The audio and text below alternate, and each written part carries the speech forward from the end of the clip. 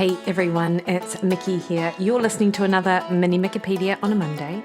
And this Monday, I wanted to chat about body fat set point and body weight set point, actually. So this was a topic of conversation that's come up a couple of times with a couple of guests, Dr. Stefan Guyenet, and I'm going to talk about his opinion, his view on it, and also Dr. Ted Naiman. And I've had a couple of requests that have asked me to go in just a little bit more detail on it. So that is what I'm devoting this mini Mikkipedia to today. And for those of you who are unfamiliar with the term or aren't really sure about it, the body fat set point theory, it's a well-recognized concept in metabolism. So it posits that each individual has a natural body fat level that their body tends to gravitate towards and strives to keep stable. And this set point varies for everyone. For instance, if you're a man who weighs about 86 kilos and have maintained that weight and let's say a body fat percentage of around 16% for over 10 years, then it's likely that that's your body's preferred level. And we all know people like this, that over the course of, several years, if not decades, their body composition hasn't changed that much. And it doesn't seem to vary depending on what they eat, how much training they do, that kind of thing. So it's very stable. And this set point is influenced by genetics, lifelong dietary habits, physical activity, and other personal experiences. But also there's obviously a hormonal element as well. And many people argue that the hormone leptin primarily regulates this set point. So leptin is a hormone that is released in response to eating, and when we eat and we are satisfied, leptin levels rise. And leptin is also primarily stored in our fat tissue. So people who have a low body fat level tend to have lower leptin levels. And when we diet and lose body fat, our leptin levels do shift as well, and they lower. So people suggest, and Stefan Guyenet is one of them, that leptin is the primary hormone that regulates the body fat set point. And leptin reacts to shifts in the size of the adipocytes, so the fat cells, and this can be compared to a thermostat for our body's fat storage. Just as a thermostat regulates room temperature by activating heating or cooling systems when needed, leptin helps balance our body fat by responding to changes in the fat cell size. So it's not just the number of fat cells, it's the size of the fat cells. So the size of the individual fat cells indicate the body fat set point. When these cells begin to decrease in size due to a calorie deficit, there's a reduction in leptin secretion by the adipose tissue or fat tissue. As a result, the metabolic rate drops, so this leads to fewer calories being burnt, and hunger increases, which prompts a higher calorie intake. And this aims to revert the body back to its original set point by shifting the calorie balance positively. Conversely, during a calorie surplus, as fat cells grow, leptin secretion rises, as I said. So this leads to a heightened metabolic rate, reduced appetite, and a shift in calorie balance in the negative direction, guiding the body back to its set point. And I'll discuss that more in a minute. When we diet, we do, as I just said, the number of calories it takes to maintain our new body weight is reduced. So part of it is just establishing that we actually need fewer calories than what we would have needed before we started our dieting phase. Like a body that weighs 86 kilos takes more calories in order to function compared to someone who weighs 76 kilos. In addition to that, we're far more insulin sensitive when we diet and reach a lower body weight. And this insulin sensitivity does make fat storage a bit more likely as well, because insulin is a nutrient storage hormone. It's not just a carbohydrate or a glucose storage hormone, it also delivers fatty acids to fat tissue. So when we drop our body weight and we become more insulin sensitive, it does mean that depending on what we're doing with our diet, we're more likely to store body fat in that initial state too. And then, of course, many people can relate to the scenario where someone diets intensively for several weeks to shed, say, 5 or 10 kilos for a vacation, but binges during the holiday, regains the lost weight in no time. Or, they come back from holiday and it doesn't take very long for them to revert back to their sort of previous body weight. And, many people who have managed to lose a substantial amount of weight, so more than 5% of their total body weight, which might not seem like a lot, but in the literature, that's what's sort of established. If you can lose 5% of your body weight and maintain that, that's actually very good from a health perspective. While the initial weight loss seems quite straightforward, it does become progressively challenging, not only to lose additional weight, but even to maintain the lost weight. And we see this obviously time and again. This is accompanied by increased hunger pangs, making further weight reduction and maintenance even tougher. And the natural default in this instance is, in fact, to diet harder and exercise more, to do more of the things which initiated that weight change in the first instance, but that doesn't necessarily result in sort of progressing forward with your weight loss goal at that time. And there is truth behind it as well, because after being in a constant calorie deficit with the fat cells decreasing in size and diminished leptin levels, the body's metabolic rate slows, hunger intensifies. Furthermore, the efficiency of those fat cells in absorbing and storing nutrients improves, as I was talking about with that insulin sensitivity. So this enhanced efficiency means that when you indulge in a high calorie intake, your body is primed to retain and store it as fat. So it does push you back towards that set point. And it is also true that every time you diet, meaning you consume fewer calories than your body uses, you're essentially triggering this body's protective mechanism. The more frequently you engage in such diets, the more robustly your body fortifies this self-preservation mechanism, and observational data suggests that individuals who frequently go on diets throughout their lives tend to gain more body fat in the long run instead of shedding it. And there is really good research to show this actually. There's a national registry for weight loss diets in the States, and it shows that over the course of sort of 5 years, it follows people who diet and people who don't. In fact, the people who don't diet tend to gain less weight than the people who diet, which is super interesting. It doesn't mean that dieting directly causes weight gain, because of course, if you're in a calorie deficit, you're not going to be gaining weight. This would contradict basic principles of weight loss, if you like, or physics or whatever. But the issue arises when the individuals continually diet but intersperse these periods with rapid weight regains, which is often faster than the weight that has initially been lost. The cycle repeatedly activates the body's defense mechanism. Consequently, when the dieting phase concludes and the person reverts to regular or excessive calorie intake, they not only regain the previously lost fat, but often add even more. The cycle is the body's strategy to guard against potential future food storages. Moreover, individuals who habitually engage in this kind of fluctuating weight loss and gain, yo-yo dieting, over extended periods reinforce the defense mechanism each time they do so.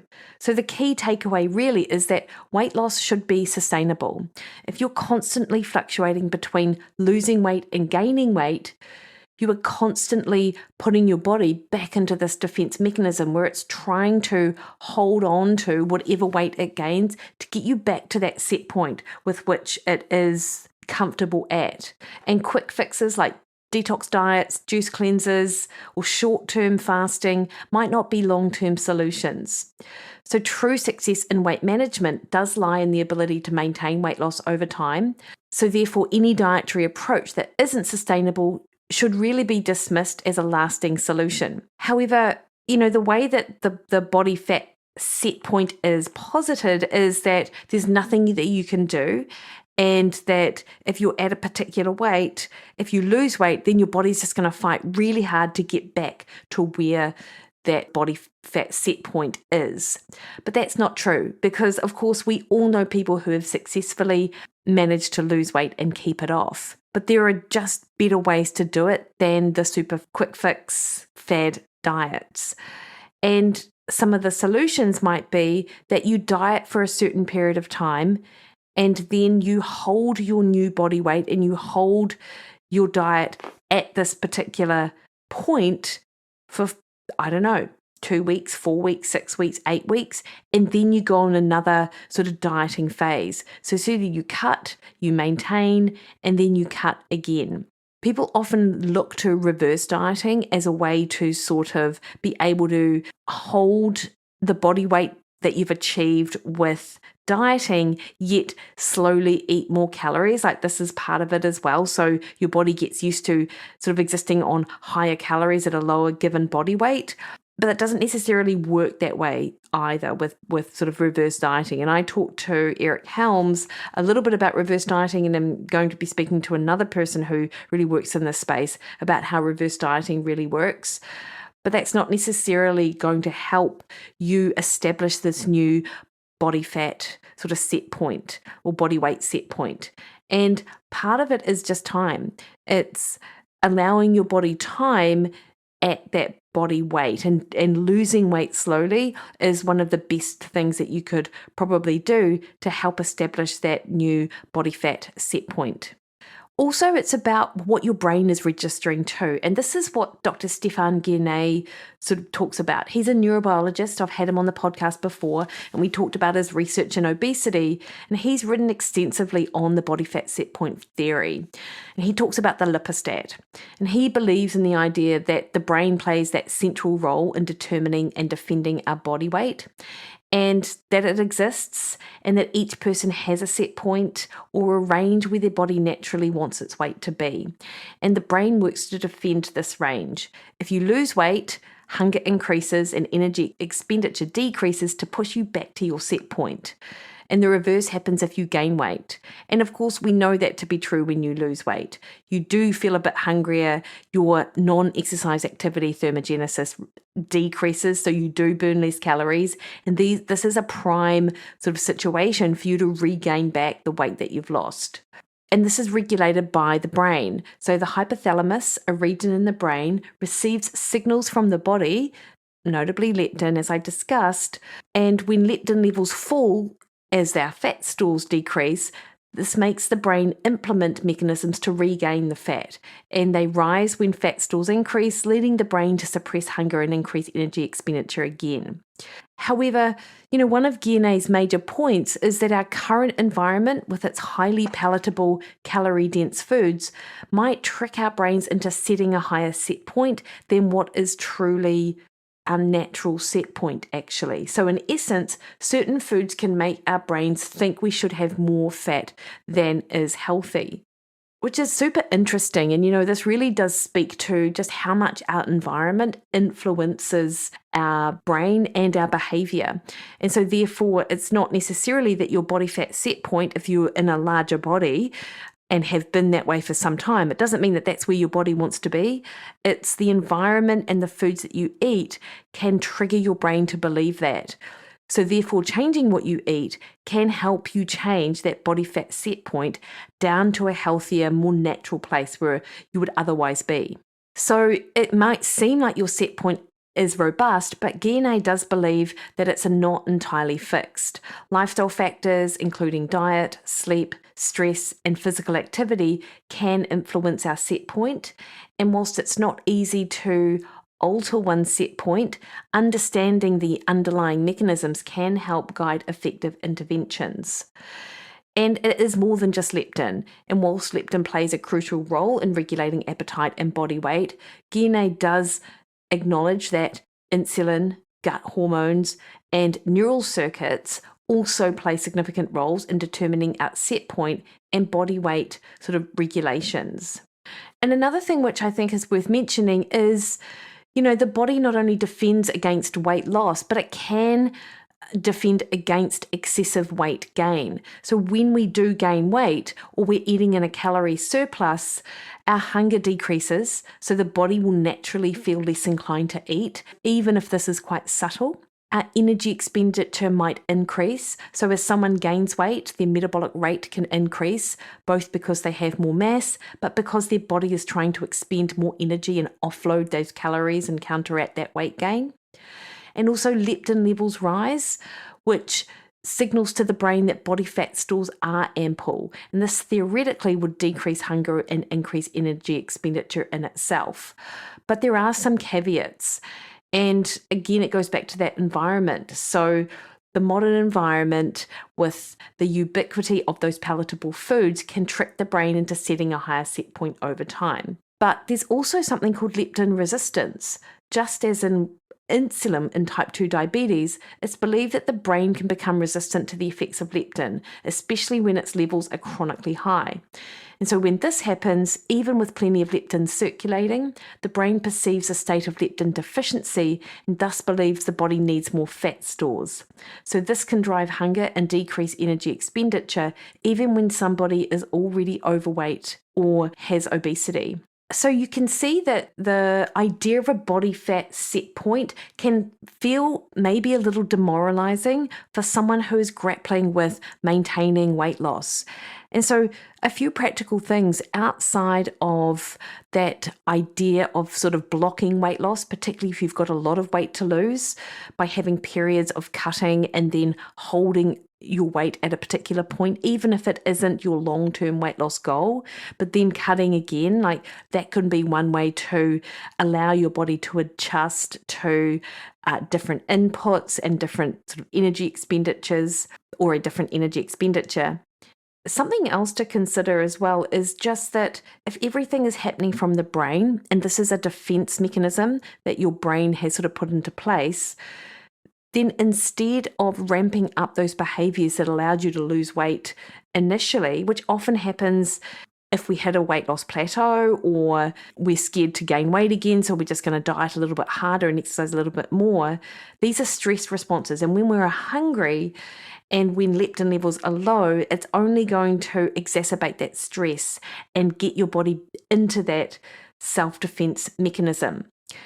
So instead, I think, setting yourself up so you are increasing your energy expenditure, but not through hard out workouts and just walking. There's a lot to be said for getting back into the mode of protecting the brain, reducing that fight or flight, and getting back into that rest and digest type mode, that parasympathetic state. This is going to help your body become comfortable where it's at. So instead of doing more HIIT-based classes to burn more calories to ensure against weight loss, ensuring that your non-exercise activity is maintained once you reach a lower body fat percentage or body weight. This is one of the critical elements to sustainable fat loss, actually. And we know, if we look at research, that people who successfully maintain weight are actually really active, up to about 90 minutes a day. And this doesn't mean that they're on a spin bike for 90 minutes a day, but they're moving. And that is going to help protect that energy expenditure that has reduced with the lowered body weight. Also, of course, with regards to what Guinea talks about with the environment sort of working against us, ensuring we've got things set up in our environment to help with that sustainable fat loss approach. So we are not surrounded by palatable foods. We are filling our plates with the things we know we need to be eating in order to maintain weight loss. Protein, fiber, things like that. We are reducing stress in other areas so the brain feels protected and safe, because it does all come down to threat, right? So we are getting enough sleep, we are managing our stress. Like, all of these things are really important. So if you just go on a diet and lose 8 kilos just by dieting alone, or just by diet and exercise, then actually thinking about other areas of stress in your life can be super helpful to help ensure that you maintain that and allow your body almost this chance to catch up and realize that it doesn't have to go into this self-defense mechanism. So you can adjust the body fat set point. I think this we know. It is definitely something that exists. It's well sort of established in science, but it's not a deal breaker for most people. Those are just some of the thoughts from some of the sort of thought leaders in the space. Like, if you've got any thoughts on it, I'd love to hear them. I'd love to hear your experiences or what you know of this topic. So please feel free to DM or let me know. You can catch me over on Facebook at Williden Nutrition, over on Twitter, Instagram, and Threads at Mikki Williden, or head to my website, mikkiwilliden.com, and send an inquiry through there. All right, guys, you have a great week. Talk soon.